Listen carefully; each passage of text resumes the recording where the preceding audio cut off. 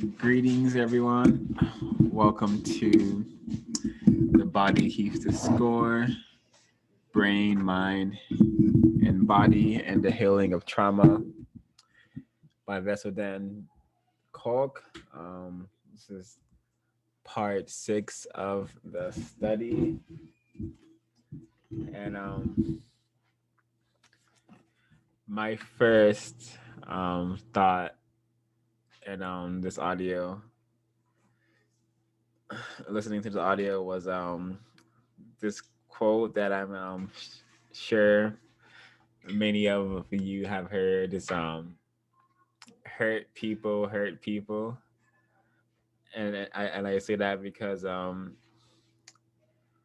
when a child is 18 months and they have already been mistreated by their parents, they already can grow up to be people who are have poor emotional regulation and are depressed, are easily angered.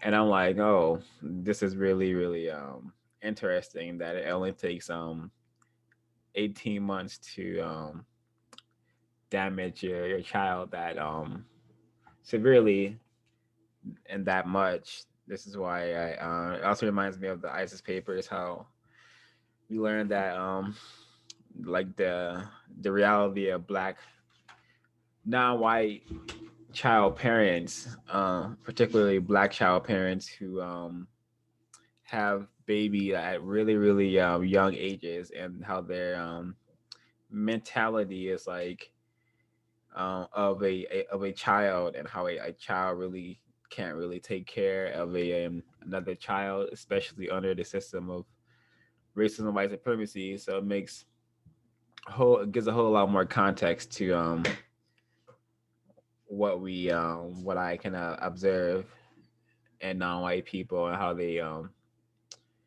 behave.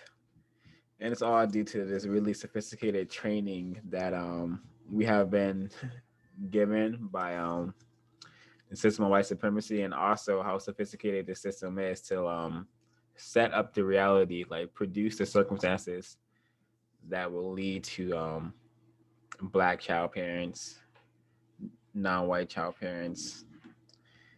Really tragic. Um, yeah, I'll stop there for now. I also want to comment on, well, one quick comment on Marilyn's drawing. Very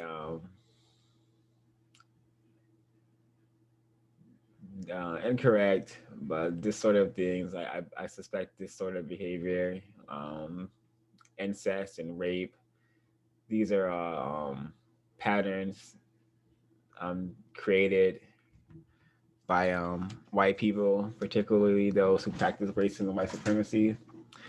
But it's just, I didn't even know incest was so discussed and studied um, in the field of anything. But it makes a lot of sense, it really does, if you understand how white people historically have been raping all things they encountered, apparently. So,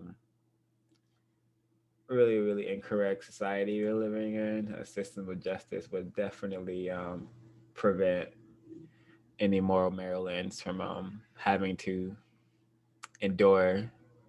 But yeah, I'll end there. Thank you for that, O5.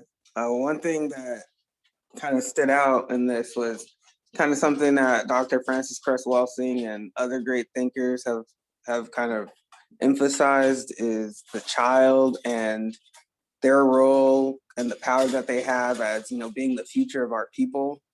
I think that early on, when he started talking about the infants and how if they don't have if they lack a feeling of safety, how that goes on to create issues. I think that was something you mentioned too, about the 18 months. Um, uh, you know, I believe the white supremacist clearly understands that once you can infiltrate the minds, once you can corrupt these children at such a very young age, by creating these environments, the damage, the long-term damage and effects that it can have on them. I think that I had a thought. Sorry.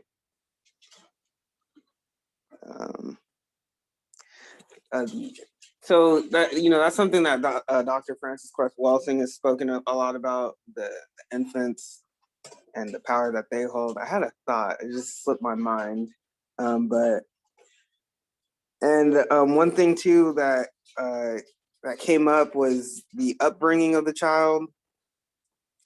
How he mentioned one of the like greatest factors in their development is the emotional withdrawal of the parents, and also the role reversal.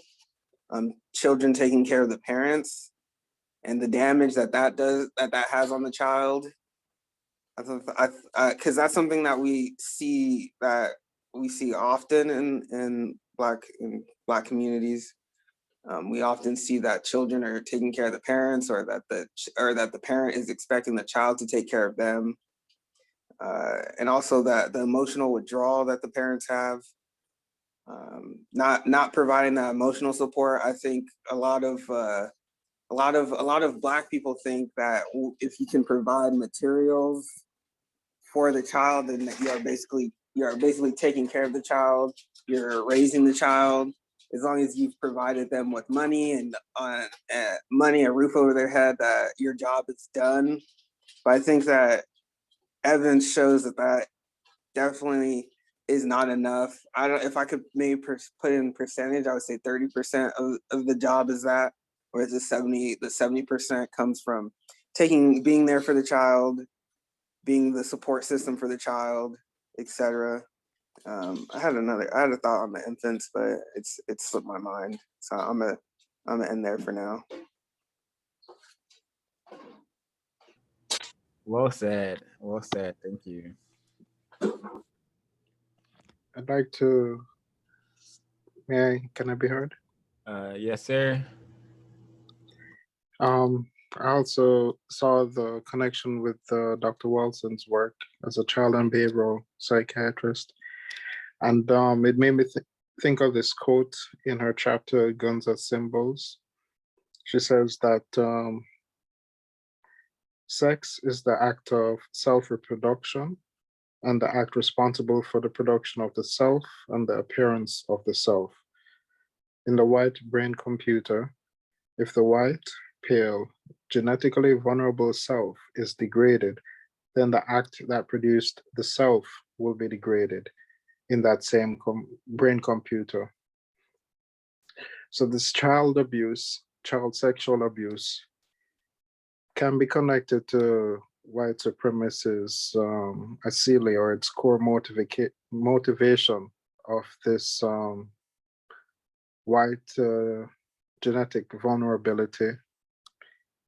And I also think that so if sex is degraded, but then also the products of sex, your children, like you won't be able to take care of children. Like I hear 05 saying quite often that racists do not care about children. And it would make sense given this logic that Wilson puts forward. I have some more comments, but I was wondering if probably we could go through go through it page by page or section by section and see if there's any thoughts every couple of pages, because then we can be quite organized. How does that sound?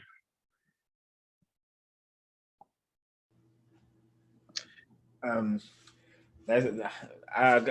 don't know if everyone has notes for each particular page, but definitely going through it in order is fine by me. But I don't know how everyone organizes their thoughts, so. Cool. Then does anyone else?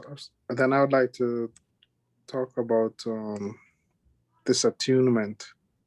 Mm-hmm. about children not being able, that's on page, I don't know the pages here, but this is right before this is the long-term effects of disorganized attachment. So when children and parents and mothers, especially mothers, are unable to, are either hostile and intrusive or withdrawn and dependent, that will cause misattunement between the child and the mother. And that, as you said earlier, makes it harder for the child to develop the regulation of their own emotions. And if this happens often enough, they can end up becoming dissociated. And then those are the children that turn into bullies, I suspect, at school. I know two guys from my high school, and they were not only good guys, but not really good guys, but they were okay. But you could tell they didn't live with their father wasn't at home, and they were picking on the other kids in the class.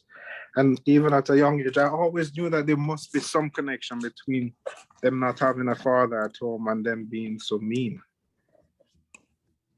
And I wonder how often this is a factor in people's behavior, that they have some trauma from childhood, and that makes it hard for them to regulate their emotions. Yeah. I wanted to comment on that because I kind of had the opposite. I've always noticed that certain kids were a lot meaner than other kids, but I would have never linked it to them not having both parents at home. I didn't think that ever crossed my mind. I think for a while I thought that many people had both parents in the home. I was very ignorant to that, but going on and before even counter racism, I started to realize, because I worked as a substitute teacher, that that when you don't have both parents at home, it definitely shows in the child and how they interact with people in their class, their peers, and I guess the so-called authority at the school as well. I would say that it goes both ways, because it was even mentioned that single parent like homes, that is not like the one cause of why a person will behave a certain way. So I would say that if you grow up in a home where your parent is traumatized and also disconnected, yeah, you could definitely end up being a bully, or end up being a person who allows yourself to be bullied, due to you haven't been taught like the mechanism to defend yourself, or you're always in positions where you're having to take abuse. So I would say it goes both ways. And I think he brought up three things, like it's not directly poverty, it's not directly single parent homes, and something else that I can't recall right now. But the most important thing is that these people are growing up in homes while being raised by traumatized, disconnected parents, is what I wrote down. And therefore, if you're raised in that kind of environment under constant abuse, you grow up being in the quotes here, unable to know, unable to see. And I want to tie that into what I've heard Neely Fuller say, and what the code says, unable to see whatever you're looking at, and whether that's you being abused by someone and you not knowing what to do about it, or you being mistreated by someone and not knowing what to do about it.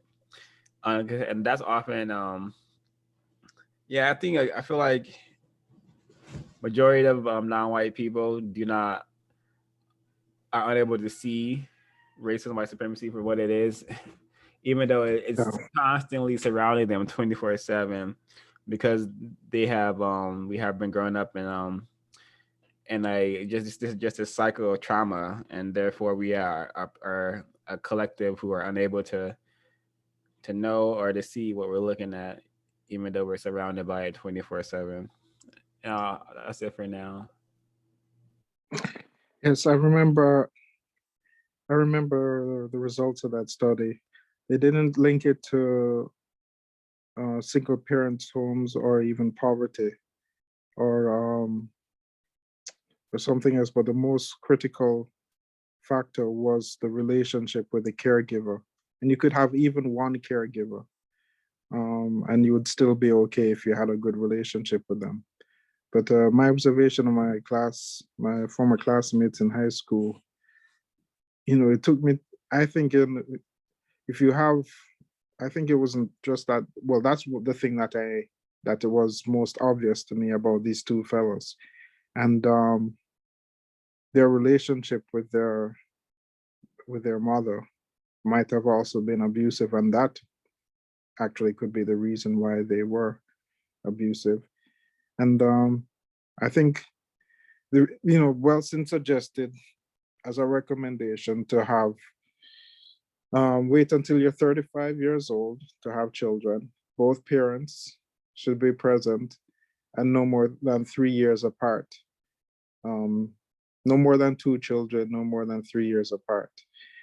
And she said that these suggestions were to reduce the stress on the family unit and to give the best possible conditions for surviving under the system of racism.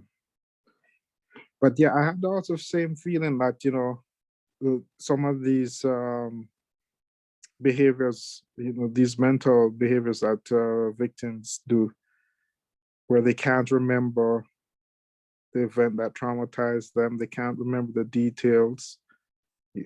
I can't help but feel as if this happens to non-white people as a collective as well. And like these shootings and these killings are examples of root trauma that can be said to be inflicted on Black people globally. Um, I liked some of the good things that I saw here were that treatment needs to address not only the imprints of specific traumatic events, but also the consequences of not having been mirrored, attuned to, and given consistent care and affection. So mirroring, attunement, consistent care and affection, those sound like those were keywords that I highlighted because I figure that is something that is part of the solution, and that is something that we can do in our relations with each other, fellow victims. I'll pause for now until we go to reflect on chapter 8. I wanted to comment on something that O5 had mentioned about what Neely Fuller said about being able to see, not being able to see, because in the book, the author also said something similar, and I was just thinking, I don't know what he's talking about.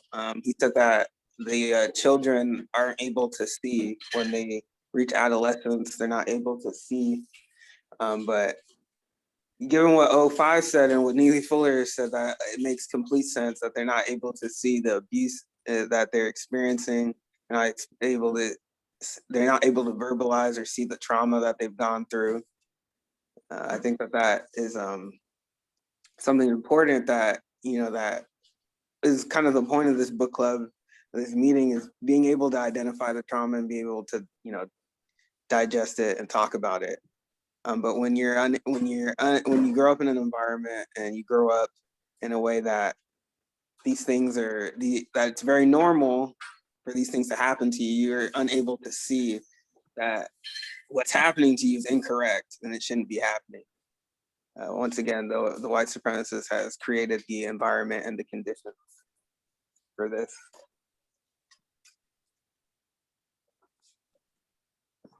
Well said, Mr. Quaker. I really that's exactly what I meant, and that was a really good way to put that. Yeah, Um, constantly victimized, but not able to even like have the thought that hey, I'm being mistreated. You know, that is how sophisticated the system is. That you can be mistreated 24/7 and not even know what's happening. And yeah, it's also very traumatic. yeah. I remember what I wanted to say earlier about the children. Uh, Sorry to take it back, but regarding the infants, uh, I thought that it was very interesting that as an infant, they're able to perceive that their environment isn't safe. That you know, at such a young age, because infancy, that is, I believe, 0 to 2 years old, and for them to be able to perceive that they aren't growing up in a safe environment and a stable environment, and for that to really affect them, I think really goes to show how powerful children are, how Mhm. the gods that they truly are when they come into this world. So that was something I was definitely thinking about. That ability to perceive. Yeah, well said. And because their brain computers are so powerful, um just because they don't speak yet doesn't mean they're not able to pick up on messages. I remember learning from the ISIS papers that a child is able to pick up and understand whether or not a mother is pleased with it or displeased with it, like the moment it comes out of the womb and feels its mother's touch or just senses its mother's glance. So our brain computers are very very powerful, especially ones of the infants, and they can definitely tell when they have been born into a really incorrect situation. So very very well said. Um, One of the effects of growing up with traumatized, disconnected victim parents and just individuals in general is that the loss of self regulation and being able to control one's tempers.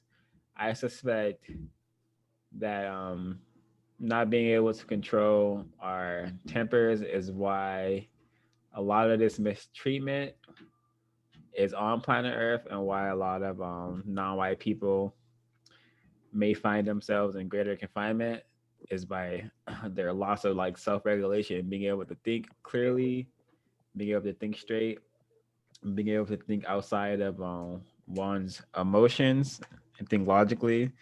So I think correcting this, our ability to regulate our emotions and thoughts will be do go deal a great damage to the system of white supremacy. And it's also this self-regulation, not being able to do it also comes from not being attuned with our birthers, our attempted parents. I have a question for everyone. Um, in the book, it was mentioned that like being in sync with your family, being able to pick up on um, the mood and responding to experiences in like the same way. So if we see something that we view to be incorrect, we will respond in the same way and vice versa. So and the term for that was like in sync, being in sync with your family. And like how many in sync victim units do you know personally where everyone is in sync with one and understanding how this world works and what should be done about it?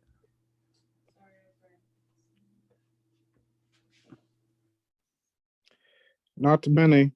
I know about probably like you might have some members of the family. One, like a brother and a sister might have developed some attachment with each other and are able to be emotionally supportive with each other, but that not be able to be extended beyond those two persons. Or you might have a good relation, one mother might have a better relationship with one child than the other, but there's no uniform good relationship. Or father might be cut off from everyone in the family.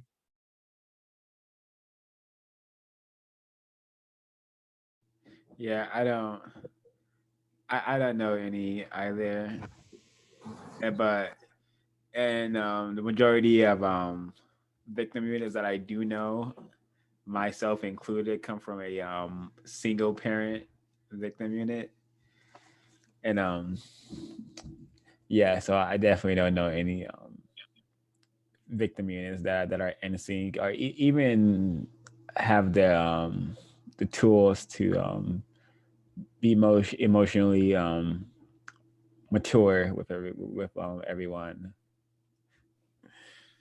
Yeah, to answer the question, I don't know any either. I've in my experience, most most victim units don't get along for in a family of five, two of the members in the unit don't get along with the rest of the unit, or they have major disagreements.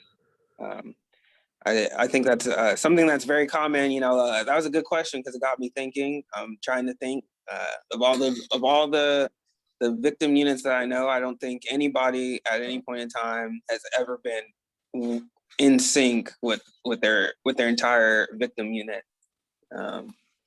Never.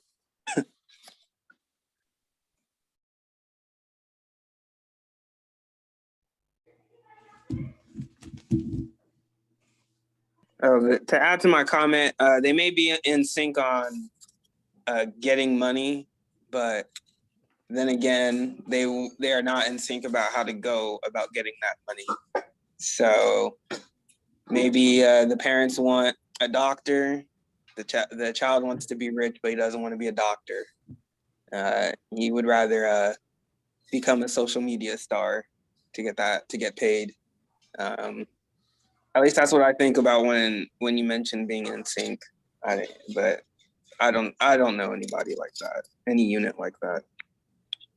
Yeah, I think that's definitely by design. The people who are to blame for that reality are white people who allow and maintain the system of white supremacy. Thanks for the answers, everyone, and yours too, Miss Williams. I saw in the chat, and I don't, my next notes are mostly with the case of Marilyn. The For those of you who are just joining us, Marilyn was a victim of incest rape by her father and possibly maybe others in her family members. But yeah, this is a drawing of family portrait, and when she drew this, she was not able to compute that this was a representation of her rape, which is a really interesting example of how like trauma can really disassociate you from what you've experienced.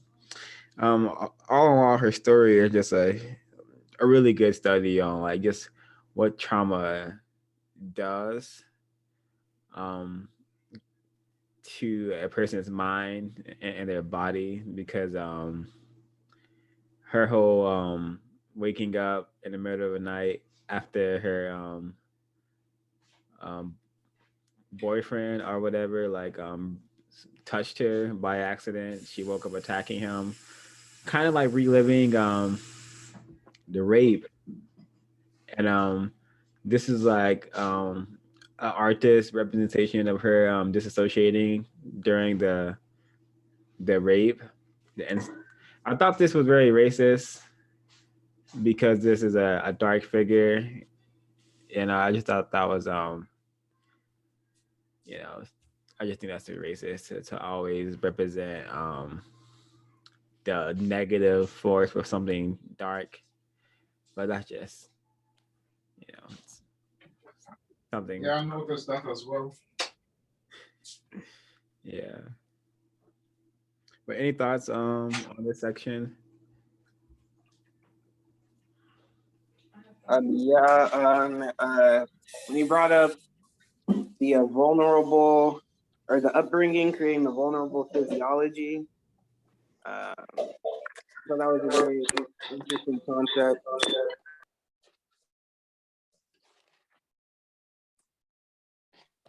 Have you heard? Yeah.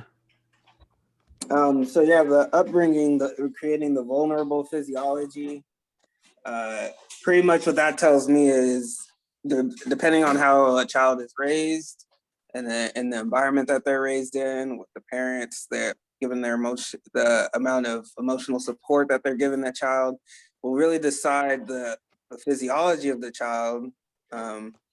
So basically, I understand that to be some children who are brought up in hostile environments will probably be more prone to developing certain diseases, certain ailments. Becoming more susceptible to mental illness, possibly attracting diseases like diabetes, obesity, etc. And it's kind of something that like it makes a lot of sense and that I've heard in the past, but really linking that to trauma, because some people can just link it down to bad eating habits, but why do they have those bad eating habits, or mental illness oftentimes is linked to a traumatic experience. But you don't really think past that that can affect their physiology of their bodies. Maybe their hormones, or they're having more hormones shoot up, more hormones are shooting up that shouldn't be, more just things like that. That was one instance. Thank you. I really appreciate what you said because definitely similar to a good segue to what I wanted to mention about how the diseases kind of manifest from like the kind of experience you had, because we learned about lupus and how that's autoimmune deficient disease where like the body begins to attack itself. And I'm like, is that symbolic of because this occurs and seems to occur more in incest rape victims, and could that be like a symbolic of like the family attacking itself, because that is what um incest can be described as, incest rape. So it's like the body is attacking itself, and within the disease, and we have the family attacking itself. So this is something that came to mind. You know, maybe an I'd like error. to chime in. Oh, I please do. know I knew a girl who had lupus, who also had a history where her mother had been had like emotionally abandoned her as a child. She had a poor relation with her mother. So what you just said about lupus, I mean, what the author says about autoimmune and what you just said about lupus really brought that memory back, that story she told.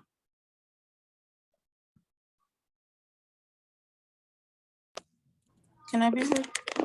Yes, ma'am. Sorry. Yeah, something I thought was really interesting was the part where she's basically like when he was telling her, your dad was supposed to protect you, like, and she gets upset with him and is like, every time you tell me that, it makes me more angry, like, because I know you're trying to do your job, but I just can't understand like how stupid, like I just want to tell you how stupid what you're saying is. and that part really blew me away. And in a way, it kind of reminded me of like talking to people about like racism, white supremacy, and kind of telling people like, hey, you're being mistreated or you're a victim, and people being like, that's stupid. Like, I'm not a victim. I'm not mistreated.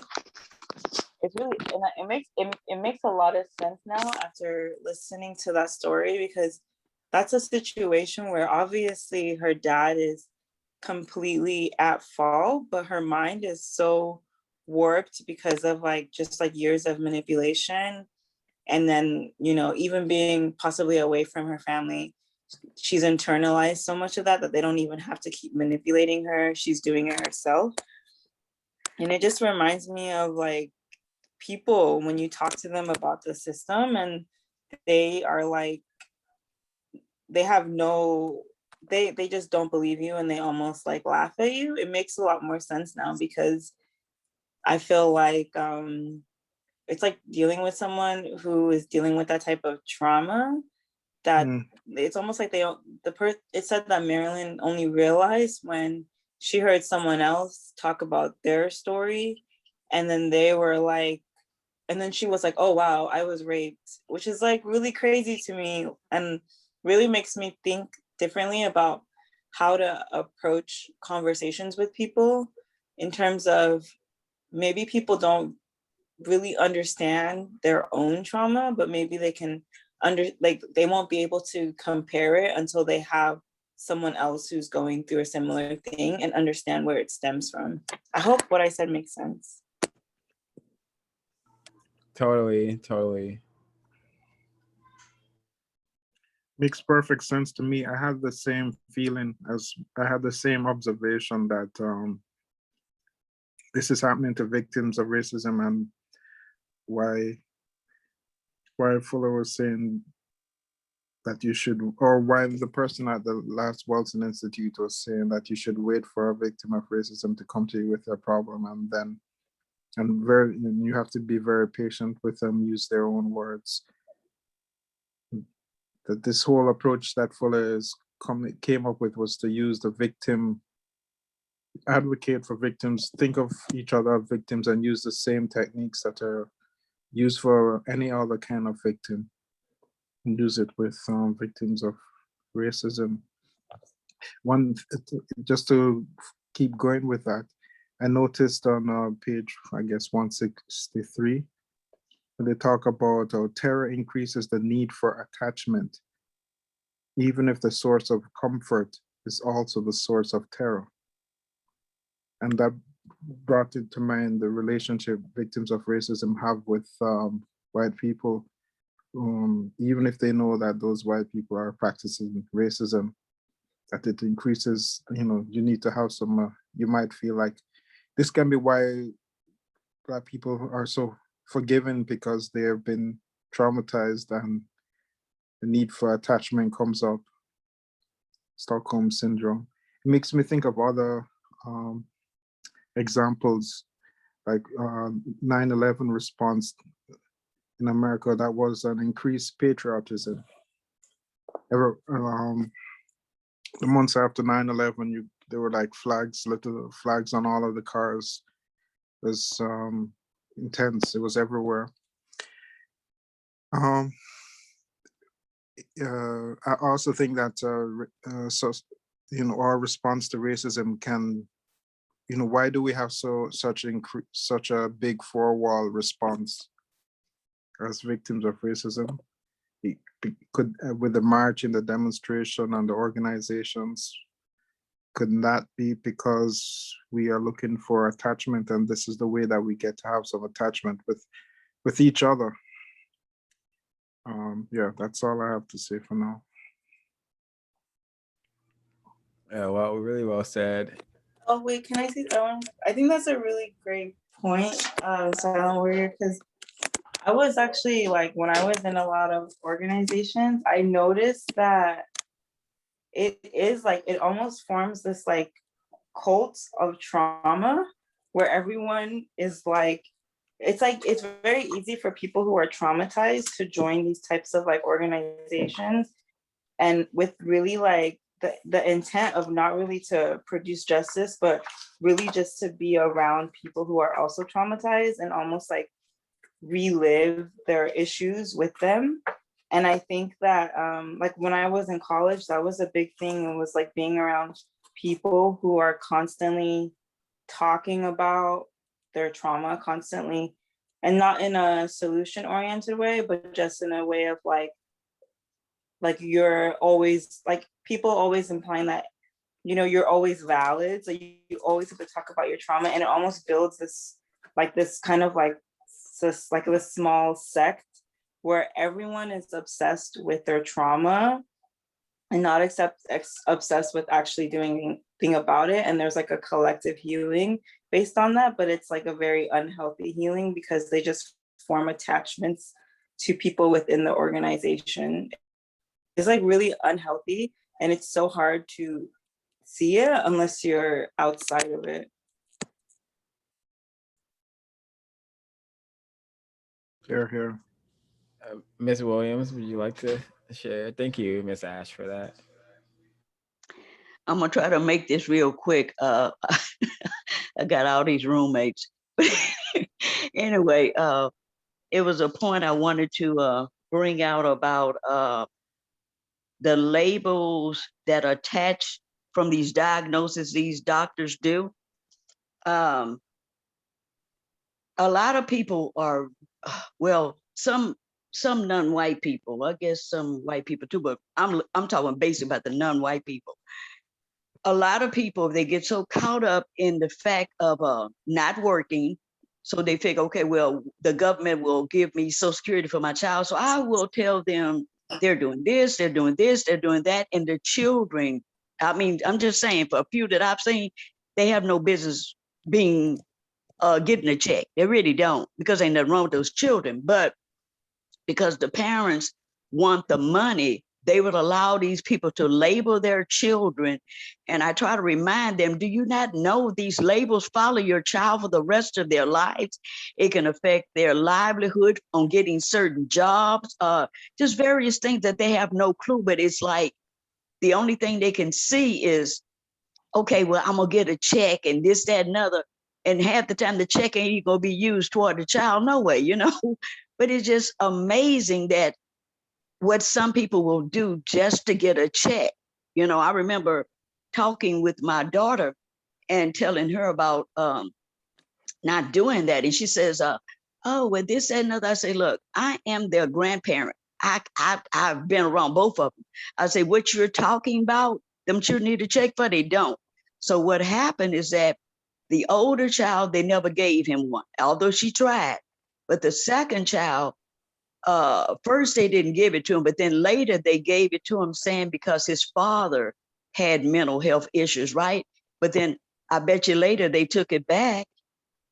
See, but I'm glad that they did, because see, then the child no longer has to have that stigma associated with him, whether the versus the type of classes he's going to be in. Plus, when he get to the workable field, that won't be something that will hurt him from employment.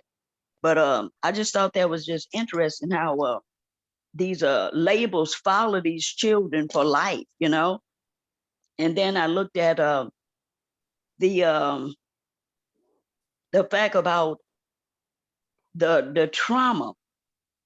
I know for me, as being a former daycare worker in Head Start programs, as well as doing registered day home, so I probably had at least 10 years experience with that. And from what I have seen, when it comes to children in those settings, they tend to really, if they got a good caregiver, they tend to, want to, share things, but there are just certain things they're not going to share. I don't care how close you are to them. A lot of times they're not going to share. When I have had children to share incidents that happened to them, it wasn't because I was the care provider in a daycare setting, but it was just because my children knew these children, and we would occasionally let them come over and spend the night and things like that. But when I found out about the incident, I was shocked because I wasn't trying to find out about that. It just came out accidentally when the little boy was afraid to go home. And I kept saying, well, baby, well, what's the problem? Well, why are you afraid to go home, right? And he say, he gonna beat me. I said, what? So what I'm thinking, okay, what the hell going on? These ain't my children, but hey, that's something I do. So what I did, I say, well, come on, let's walk down here because he's wanting you to come home. And I'm not trying to keep children against the will, but this was the stepfather. He was not the real father. And the mother wasn't even there. So as I walked down there with him, the closer we got to the apartment, and as we were going up the stairs, the little boy just broke off and took off running. And I'm saying, where you going? Come back, come back, come back. The little boy hid out until I came back down the stairs. So as I went up the stairs, I began to ask the stepfather, well, what's going on that he's fearful of coming here, right? I ain't nothing going on. He just staying longer than he's supposed to stay. I said, well, I thought I had the approval of the mother that he was able to stay. And matter of fact, I think I was doing the little boy's hair or something.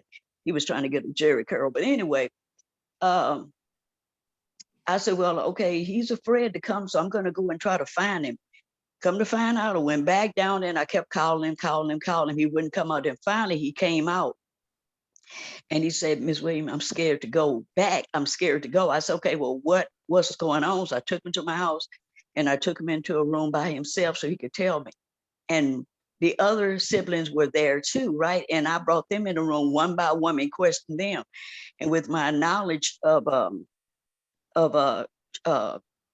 childcare, I knew that you're supposed to report that. So what I did, I said, look, they're all telling the same story about this abuse.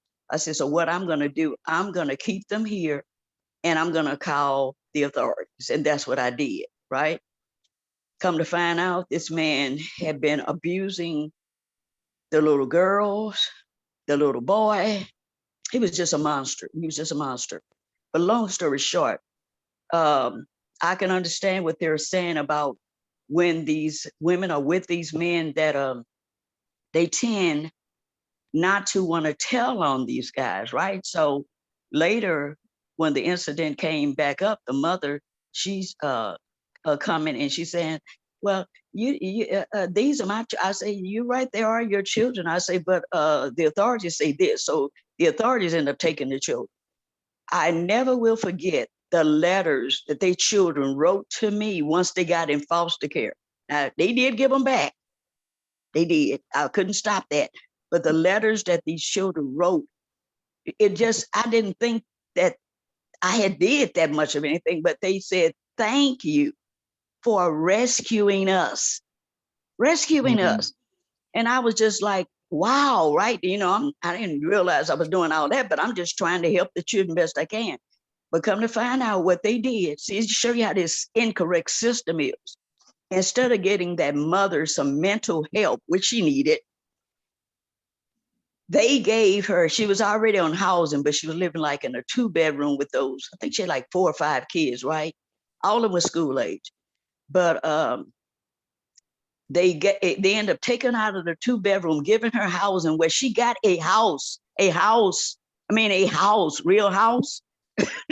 They put her up in a house and everything. And guess what? Then she didn't want the children to see me anymore, right? And then the boyfriend had the nerve to go around the neighborhood trying to tell his family to kill me or had death threats out of me. What I say, I ain't going away. My first husband was still living there too. He said, let him bring his ass on down here, because what happened, the little girl, one of the little girls was our goddaughter because she was in the class with my son, right? So we had made her our, not adopted, but, just play goddaughter. And we would buy things for her and whatever, but we never would send them home because they wouldn't come back. So we just started leaving them at our house. So whenever she would come over, she had nice things to wear. But that mental stuff with children is horrible. Matter of fact, that's one of the reasons why I take such an interest in childcare, is because I know it's out there. And I know a lot of times these children can't tell, won't tell, afraid to tell or whatever. But in most cases, when they do come out, it's not on purpose. It's usually by accident, because I never would have thought that, because the little girl who was our goddaughter, she never said nothing. She never said a word. But then later, after the little boy started telling us one by one, I brought them in a room where nobody else could hear what the other person was saying. And they all told the same horrible situation where this man had these poor children having oral sex on him, all of them. Now, no one actually said he did the rape to the girls, but he was doing the oral sex with the boy and the girls. And from what I understood, he was still walking the streets. And that's the part that hurt me the most, is that someone could do this to children and you still get to walk the streets, and you still get to go back in that home that they have set up and gave this woman a bigger house for her children and probably furnishes and all kind of stuff, right? But then I'm the enemy because I told what you were doing to the children. But it's out there, and it's horrible. It's horrible. Not just white children, but a lot of non-white children. I mean, white children are suffering through this, and a lot of times they're just afraid to tell. They're just afraid to tell. They want to, but and because I asked the little boy why he hadn't told me this before, he said he would kill us. I remember him saying that. So can you imagine a child having to deal with the fact of an adult telling them, if you tell, I'm going to kill you and your parent, the mother? Yeah. So anyway, I'll close with that, but I just wanted to step in and say something since my roommate stepped out. I had a few minutes. I thought I'd chime in. I mute my mic. Thank you so much for sharing that really incorrect and disturbing experience, and that is what the system shall produce until we have a system of justice. Um, wow, that is why I want to that's one of the reasons why I think this quote is really really significant. And the quote reads on the audio, on the PDF that I have, is on 145, but the quote states, "But if we are abused or ignored in childhood, or grow up in a family where sexuality is treated with disgust, or our inner map contains a different message, our sense of ourself is marked by contempt and humiliation, and we are more likely to think he or she has my number and fail to protest if we are mistreated." And like the last few words is what's really important. Significance here, I believe, is "and fail to protest if we are mistreated."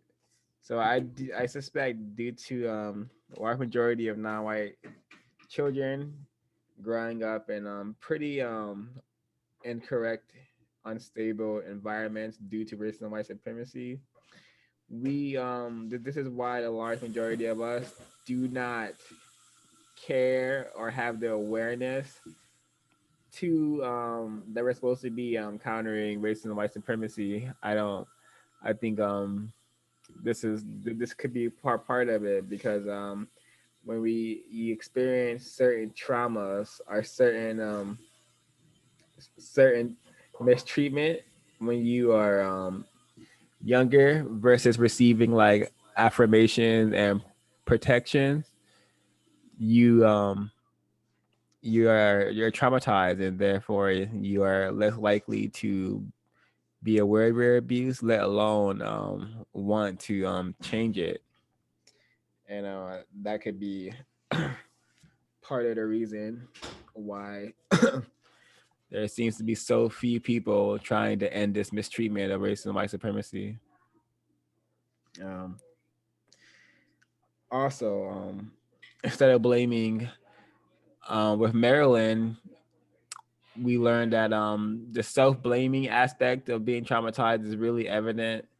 And I see the self-blaming happening amongst non-white people by blaming other non-white people for their problems, or blaming like the place, yeah, they say the United States is bad because of racism there, but it's not the United States that the concept of the United States that's bad. It's the white people. White people are to blame is basically what I'm saying, particularly those who allow and are complicit in the maintenance of white supremacy. Those are the people we should be blaming, but because we're so victimized and traumatized, we often blame ourselves, whether it, again, is blaming people who look like us, or blaming concepts, and blaming places, and blaming like certain laws. Like we want police reform. We don't want, like, we'll say we want police reform, indicating that the blame should be placed on like how the police regulate themselves, when actually the blame should be placed on the white people who are doing it and the white people who are allowing it. But if we don't have, if we've been traumatized so much, I guess that awareness is severely prevented it from being a possibility in one's mind.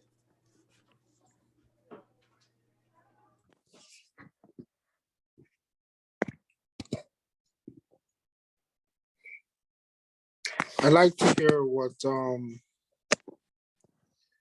thought about, the few things that he's dropping, like one or two sentences here or there about ways to be getting into attunement and getting themselves in sync with others. Right at the end of chapter 7, my patients have told me we have developed programs to coach parents in connection and attunement. And my patients have told me many other ways to get themselves in sync, ranging from choral singing and ballroom dancing to joining basketball teams, jazz bands, and chamber music groups. All of these foster a sense of attunement and communal pleasure. I would venture to say joining a counter-racist book club also helps with attunement and sense of community. But what do you think about some of these suggestions? I really appreciated the part with Marilyn, because he goes into how he would get her to calm down. One of them being allowing her to teaching her how to like feel herself through that breathing exercise that they would do together when she would start to trip out or flip out. So I thought that I really appreciated that, and even more encouragement to get into yoga or certain, or just to practice more breathing exercises.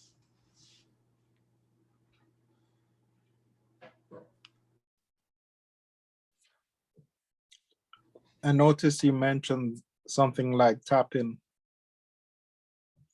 So check out the link in the Discord.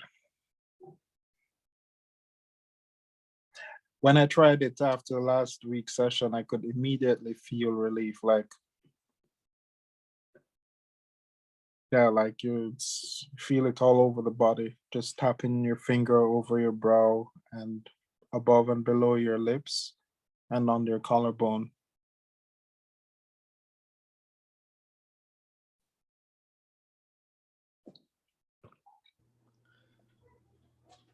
Yeah. Anybody else have any ideas, any reflections about some of the solutions?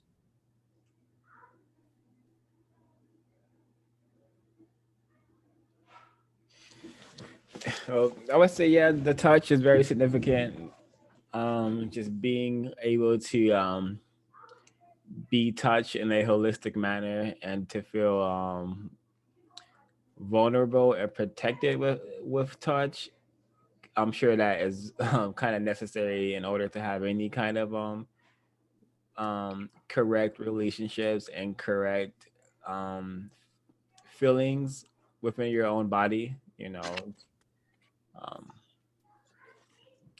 so yeah, I took a massage therapy course, so I'm very much aware and the healing effects of touch, platonic touch, and whatnot. Can you say what the solutions for what exactly? I missed that part. Let me see, it was at the end of page, one set of solutions was at the end of page, on chapter 7, page 150 on the PDF I have. And it's about helping people get in touch with the feelings in their bodies. And he mentioned breathing exercises and simple tapping or touch. And at the end of chapter 7, he mentions things where people are getting in sync with other people through singing together or dancing together or playing teams or making music together. This is healthy because it helps you to match your rhythm with the rhythm of the people beside you. And yeah, we're social beings. So this is part of the solution.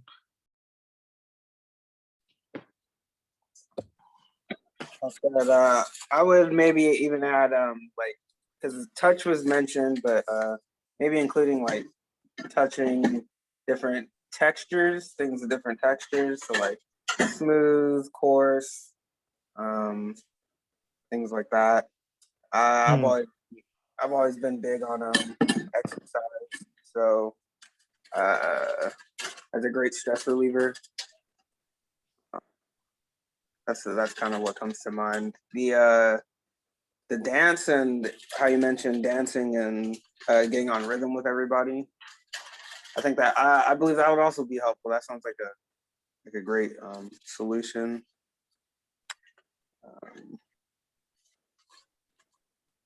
Yeah, that's all. Yeah. That's all I can think of right now.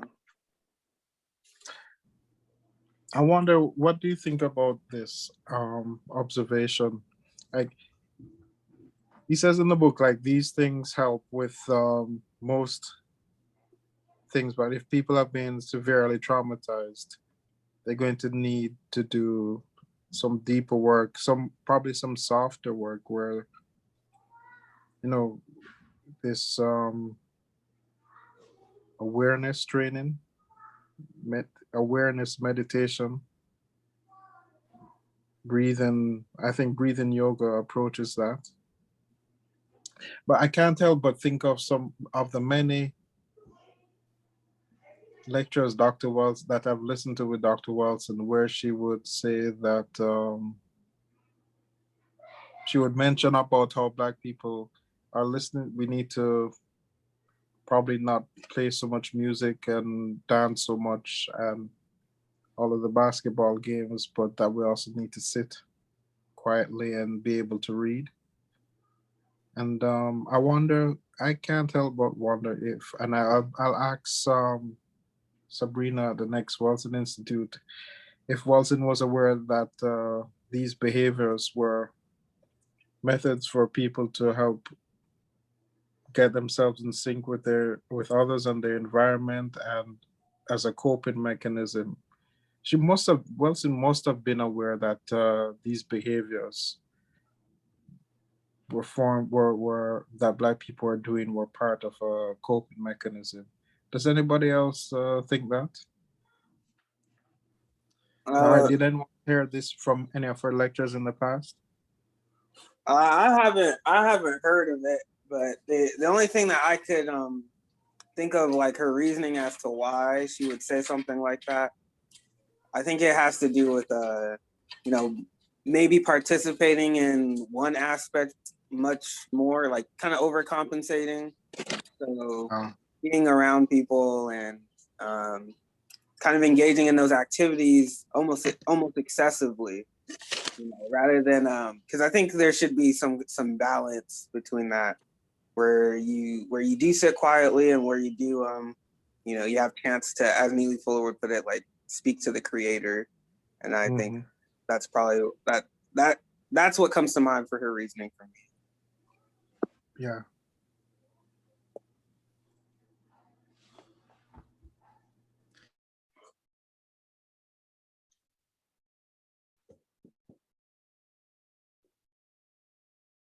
Great point, Silent Warrior. I really have rarely seen non-white people's dancing as a coping mechanism. I've often seen it as a distraction, but I could definitely see it as a coping mechanism for the effects of living in a system of racism, white supremacy. Do you dance?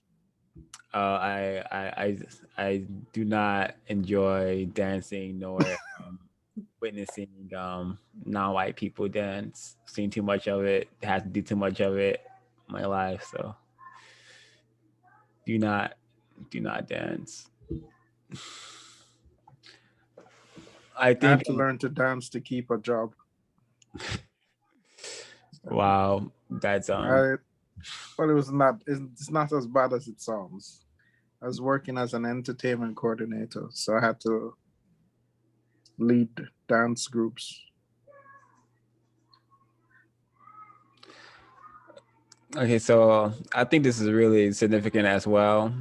From 152, it states, in order to know who we are, to have an identity, we must know, or at least feel that we know, what it is and what was real. We must observe what we see around us and label it correctly.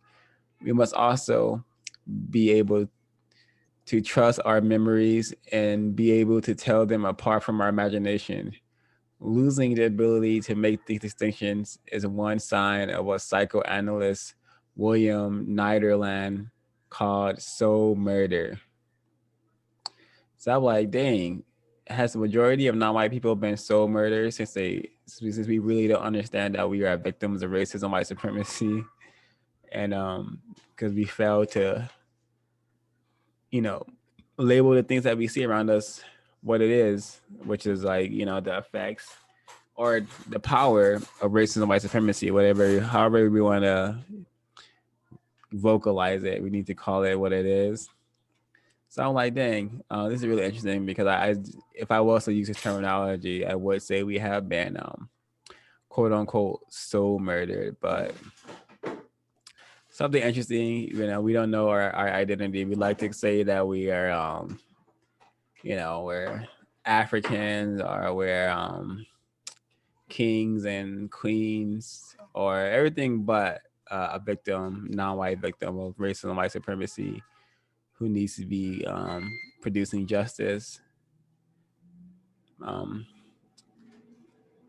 really interesting. Any One thing I noticed is that he doesn't put the word soul or spirit in the subtitle of his book. It's brain, mind, body. It reminds me of Yoruga and the Utama Rojo, the spirit energy of the system of white supremacy being desacralized, having its spirit removed, and having the recognition of the spirit and soul removed. So he says that in words, but he has he is unable to talk about God in this so far, or the divine, or the spirit, or techniques for connecting with one's soul. I felt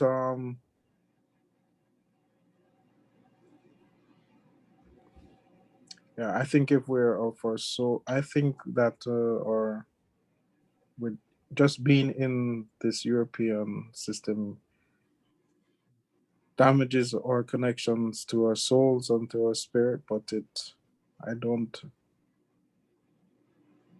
I don't believe that I think if we had no connection to our soul or our spirit, we would not be alive. We couldn't be alive. So definitely agree that just being in this system just damages a lot of things, probably and particularly our ability to connect to the creator or to connect with so-called spirituality in general has been severely thwarted. I suspect as well. Ms. Williams, let's see, have a hand up. Okay, I too had put a notation about that soul murder. I have a problem with the murder because the murder to me means you no longer exist. So I would think that it would be more like soul sabotage, right? Because with the resilience of non-white people on the planet, we have endured a lot, a lot. And even in the midst of what we have endured, we are still here. We are still here. So I would say, no, they've not murdered us for the soul, but I think because we have a deeply ingrained, what word could you use? A deeply ingrained motivation to keep going and to keep pushing and to keep striving for better. I think that that's what keeps us still here. And even as the book club that we're looking at right now, looking at solutions to replace racism, white supremacy with justice. So if they really had murdered our souls, we wouldn't have that willpower. We do still have the will to keep going. And I think that it mentioned that, I'm trying to figure, hold on, my note here. It mentioned something about the willpower to continue or something like that. And then I looked at too that when we there was a question raised about why do parents become abusive and neglected, right? I'm not going to put an and with that, because if you're abusive, if you're neglecting, you definitely abuse. So those two actually go together. But I think what happens not in our case, but in some cases, like we said before, hurt people hurt other people. And a lot of times that I believe that the greatest abusers of people are those who have been hurt. And because they've been hurt, they assume that it's okay to hurt other people because I've been hurt. They think that's just the way things go. I remember seeing a series on Law and Order, and it was with a little boy who was a piano prodigy. And the little, well, he was a man then, but he started out as a child prodigy, but there was a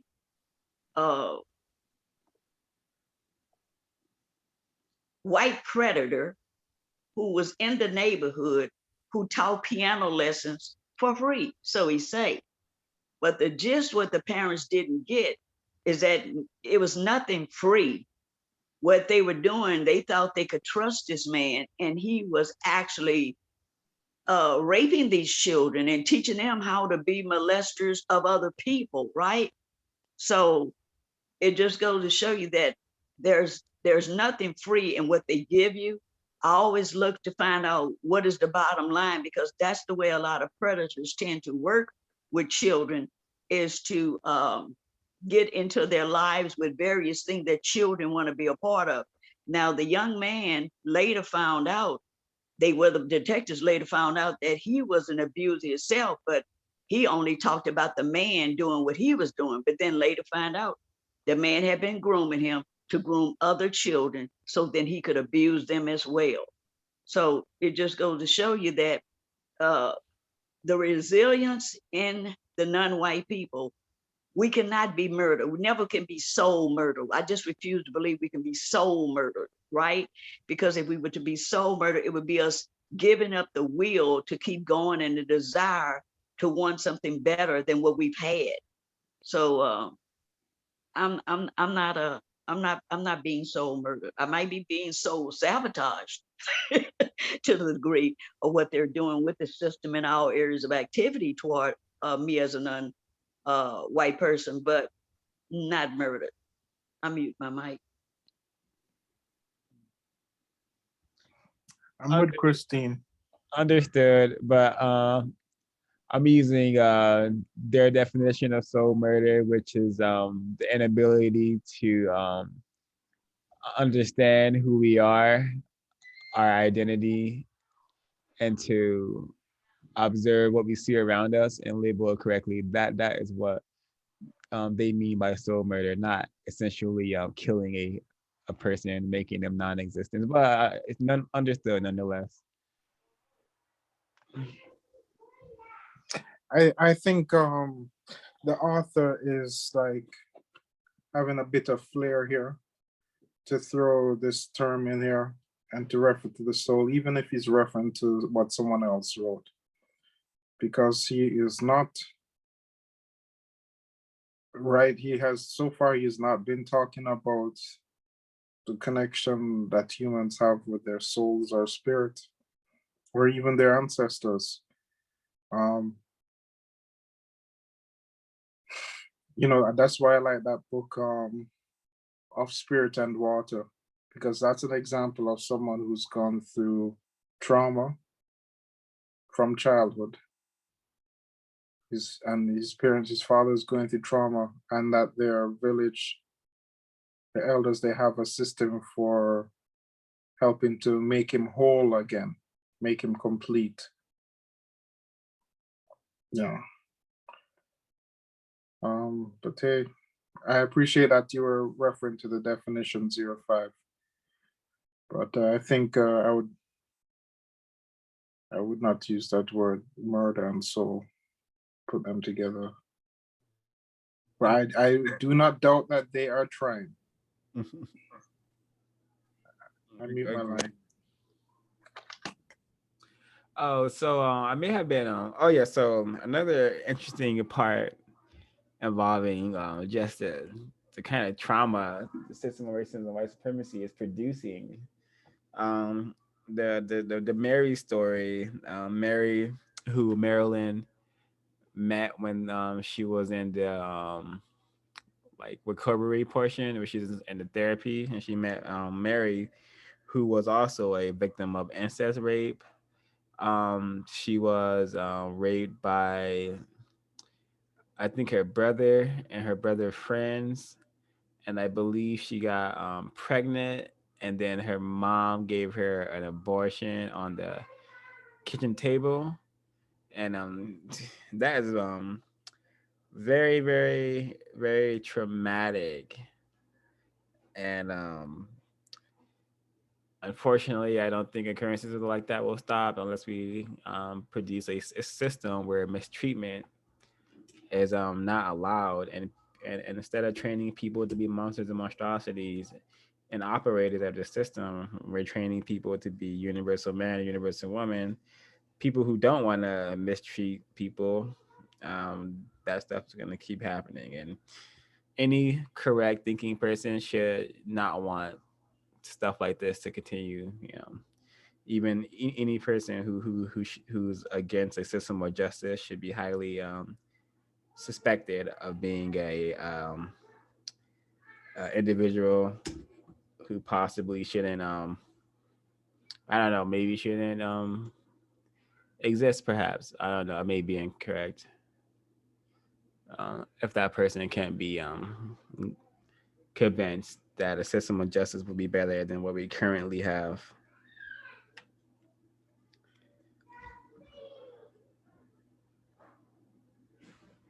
um, I also think it's really important, this part from the text where it states trauma is not stored as a narrative with an orderly beginning, middle, and end.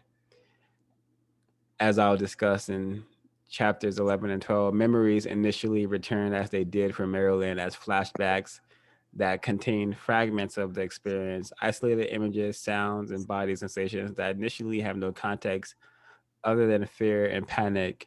When Marilyn was a child, she had no way of giving voice to the unspeakable. It would have made no difference anyways. Nobody was listening. And that's really interesting, because you see movies when like a character is like having flashbacks, and you think, oh, that's really interesting, that, and then well, that was my experience. I have suffered symptoms of post traumatic stress syndromes, and one of those symptoms was having flashbacks, but I didn't really know what I was experiencing, minus the fear and panic being triggered by various sounds and various light formations, which was the same sensations experienced during the traumatic event.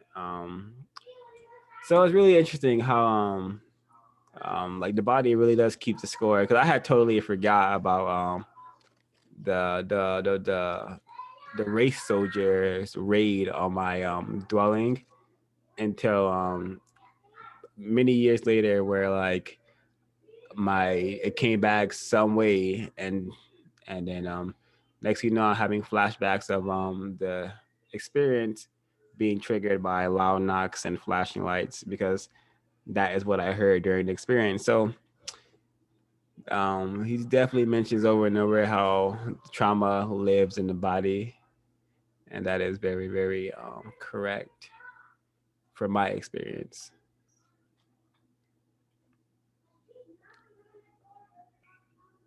Any more notes to share? Yeah, I have a few notes from chapter 8.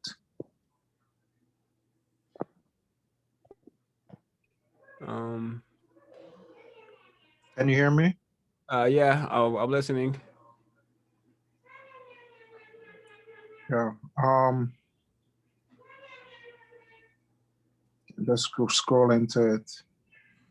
And I noticed we have to remember that some of this trauma that we're experiencing is externally imposed on our families.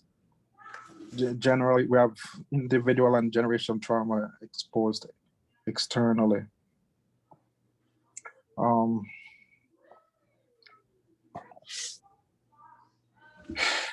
I think that really helps me when I'm speaking to my parents to think about, what they went through as children. You know, I think about some things that my father would say, if I brought up something that was unpleasant, he would say, forget about that.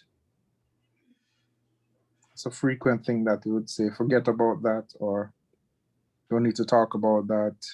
And that would have helped to discourage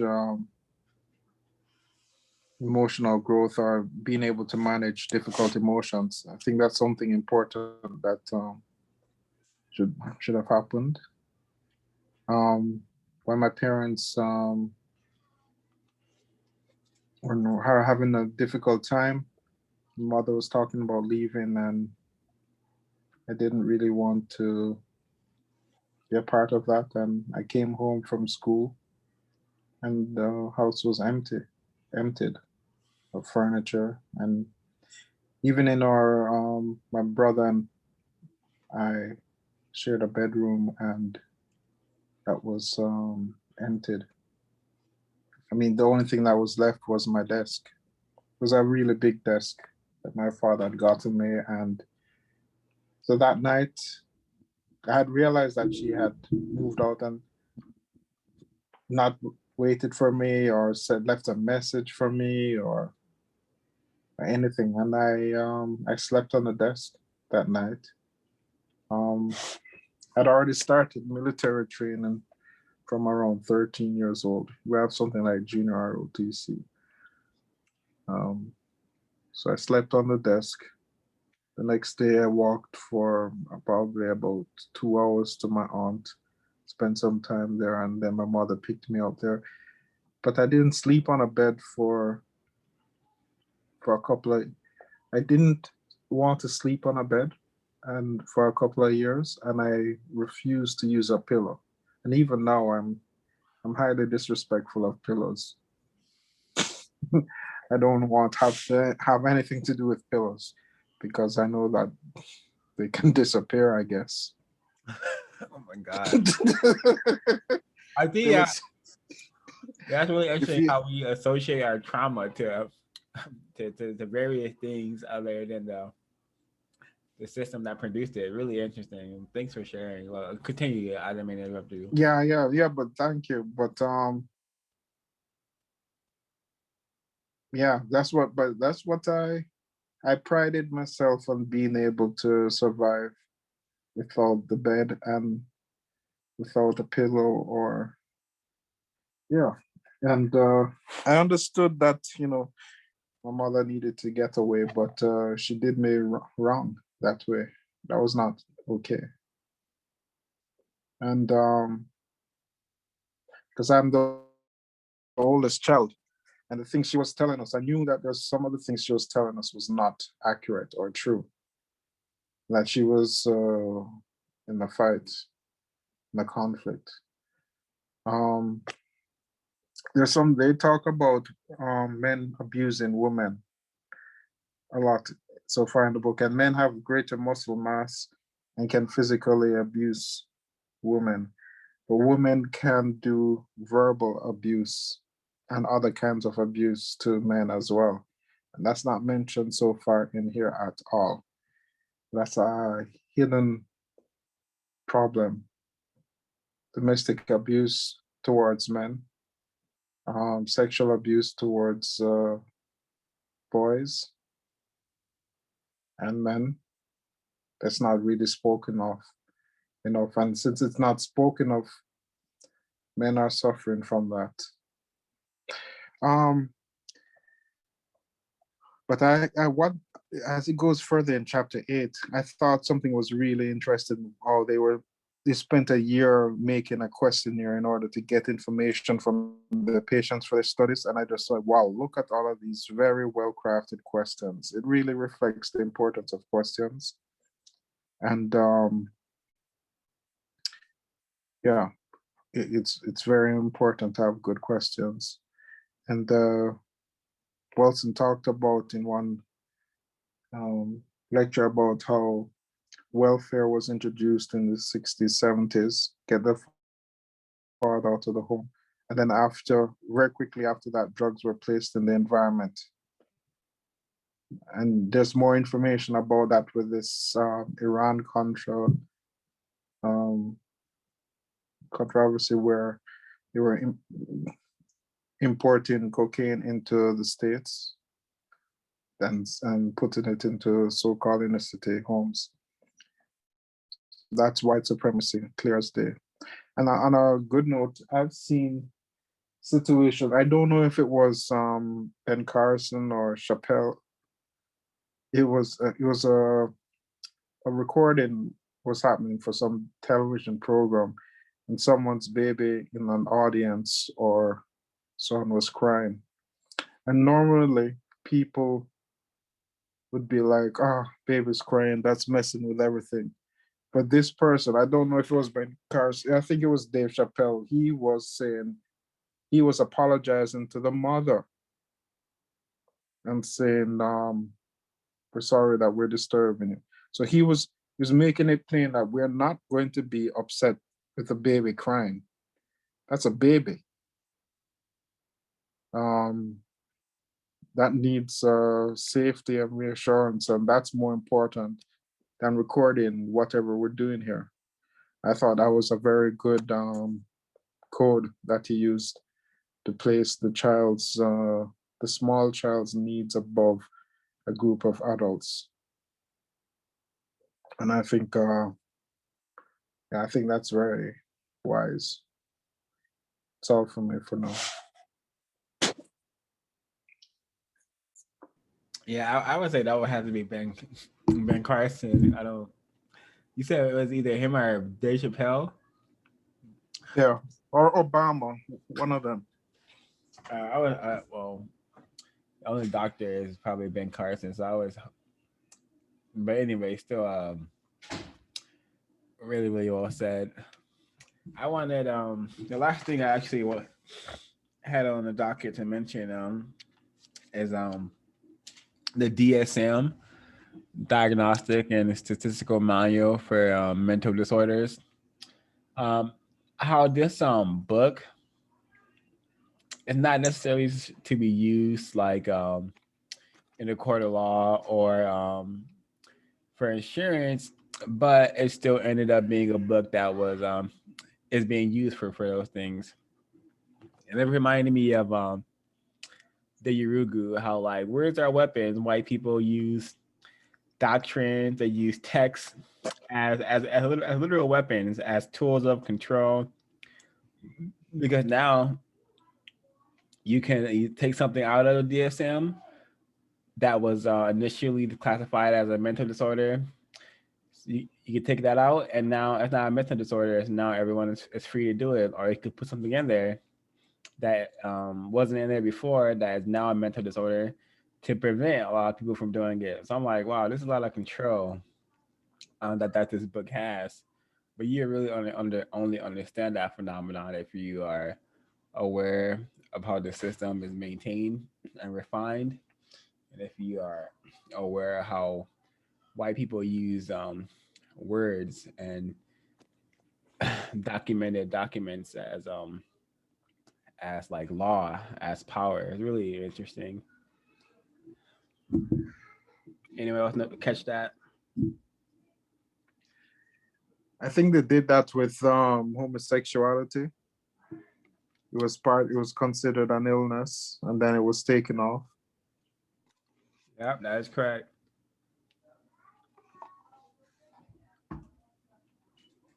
That is correct.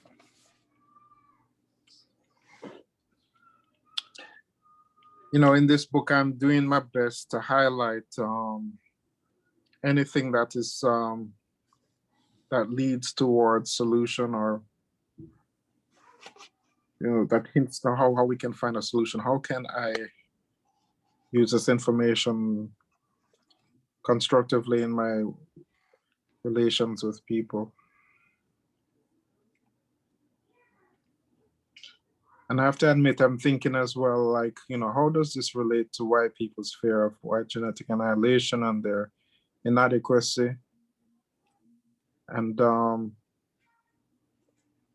I speak with them, how I deal with racists or deal with suspect racists, knowing that they have this collective fear or illness or psychological situation going on that they are so afraid to even talk about. I mean, you can't be superior over the non-white world when you would have to, if you're going to have to admit that you carry genetic recessive genes for skin coloration and you are actually the minority on the planet. That's not going to be easy. But I feel like as counter-racists, I mean, if you want to, that's going to have to be something that's discussed with white people. That we don't, don't know if we have to get them to admit it, but we have to, that has to be something that's discussed openly. And I guess that's what Walton is doing in the ISIS papers. And she talks in front of white people about this. And I can see why she did it as a psychiatrist. But another thing that came out in the book is that, psychiatrist is a discipline that is very difficult. And it's characterized in this DSM that it's very difficult to have the mind and the brain are far more complex than a broken hand. Yeah. It helps to point out the dimensions of this problem of racism, white supremacy. We're dealing with something that's going on in people's minds, how they relate to fears consciously and subconsciously, then how those fears are triggering physiological responses in the body. It can send them into a fight or flight response. Did anyone see my little observation of King Kong, the movie? I felt that King Kong versus Godzilla was an example of the mammalian brain and reptilian brain at odds with each other. Godzilla looks like a dinosaur and he's got scales up his back. So he's the reptilian brain, the oldest part of the brain. The brain that's the part of the brain that's the hardest to control. It just wants what it wants. And it's got this big laser energy coming out of its mouth. It can be like the Kundalini energy coming from your spine. And then King Kong represents the mammalian part of the brain. And he's able to have interactions with the humans. He's able to be more socially engaged. That's what the mammalian brain is responsible for, teaching us to have some social engagement. And then the neocortex, I believe, are the humans, but more particularly the white male in that film, or the white people in that film, would represent that third brain. And so in the movie, the battle between King Kong and Godzilla is a battle between these two, between the emotional brain, which is the mammalian and the reptilian brain. They're battling it out. And while this battle is happening between the emotional brains, people are suffering from that. And the people, of course, represent the, like, in general, the conscious brain. So the whole story of Godzilla versus King Kong can be a metaphor for how problems in life are related to our emotional brain causing trouble for us in our day-to-day life, and us not being able to have control over it. Yeah. Man, and I also can't help but think, is this the significance of the number 3 everywhere? The Holy Trinity. But is this also significant? Is this also a representation of these 3 main parts of our brain? The mammalian, reptilian, and the neocortex? Yeah. That's long enough rambling from me. But I just thought that was interesting. Very interesting. Thanks for that decoding of that film. Um, Definitely an interesting perspective to look at um, those symbols. The last comment I had is that the book mentions that we develop our own unique um, perspective on the world, and and instead of developing a perspective on how the world actually works, I think that's a symptom of traumatized people, people who grow up in unstable environments. Because I once upon a time I just thought everything was random, like that there was no really necessarily a system of white supremacy racism, but like just a system of randomness where, like, I didn't even have white people in my mind. I didn't even think they were a huge contributing fact to why this planet was so randomly chaotic.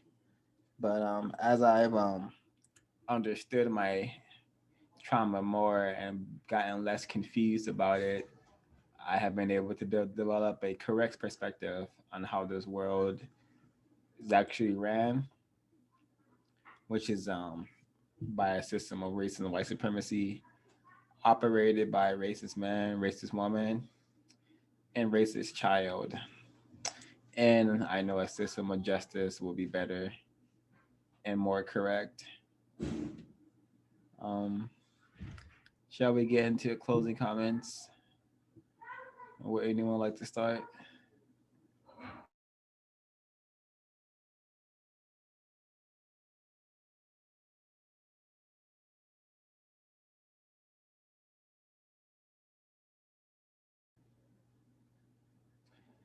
All right, I'll start.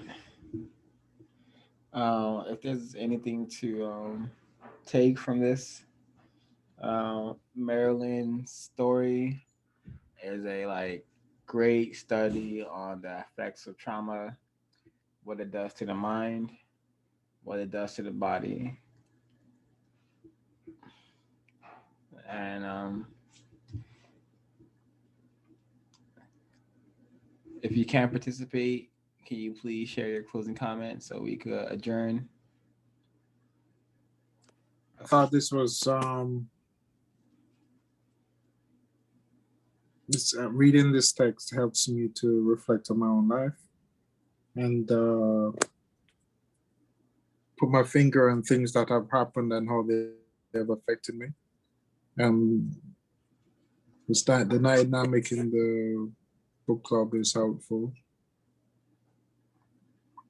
And this is much more information than I thought I would get from this book. So that was cool. And yeah, thank you.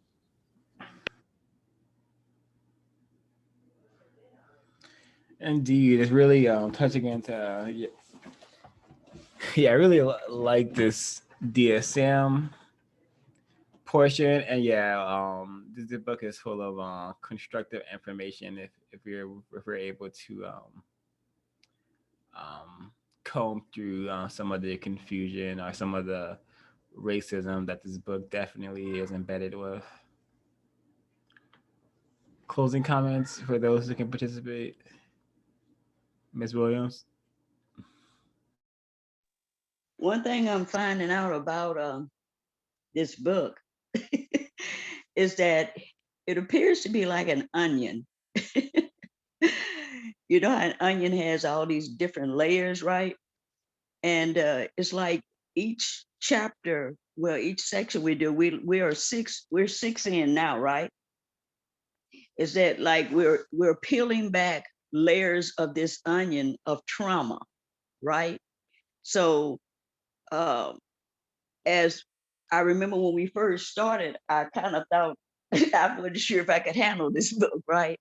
But it's like because the layers of onions are being peeled off one layer at a time, it gives you time to think about each section and how it relates to our life living in a system of injustice.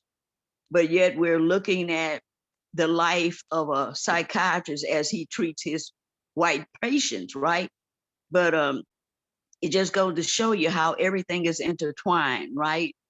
And I'm pretty sure that this author probably didn't think non-white people would really get anything from this, but we're getting a lot more than what he would have anticipated. But I'm enjoying the book reading, I really am. And I do apologize when I'm not able to attend. It's not because I don't want to, but things do come up. But when I am here, I do like to be an active participant. So again, I always thank the host for coming up with this wonderful idea of dissecting this book and letting us give our viewpoints on how it affects us in our daily lives. Thank you. Thank you. I don't think any more participants will be sharing a closing comment. So, um, yeah, this is I think what Ms. Williams said was very correct. We are definitely getting a ton of constructive information, and I highly doubt that is what this racist suspect who has authored this book suspected. But hey, you know. All right, I'm gonna end it there. Thank you again, everyone, for participating and sharing.